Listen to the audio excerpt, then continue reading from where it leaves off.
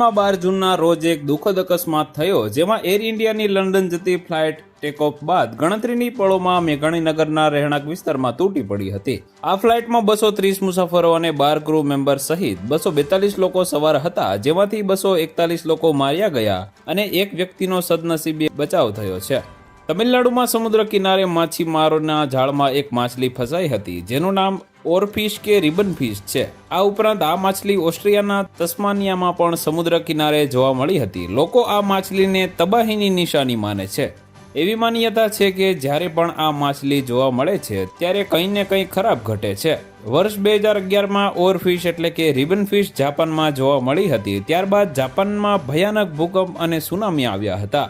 લોકોનું માનવું છે કે આ માછલી દેખાયા બાદ મોટા ભૂકંપની ઘટનાઓ ઘટે છે. આ પ્રકારની ઘટનાઓ મેક્સિકોમાં પણ ઘટી ચૂકી છે, જ્યારે મોટા ભૂકંપો પહેલા ઓરફિશ દેખાયાની ઘટના સામે આવી હતી. તો વધુ માહિતી મેળવવા માટે ચેનલ સાથે જોડાયેલા રહો. વિડીયો પસંદ આવે તો લાઈક કરી દેજો. ચેનલમાં નવા છો તો સબસ્ક્રાઇબ કરી દેજો.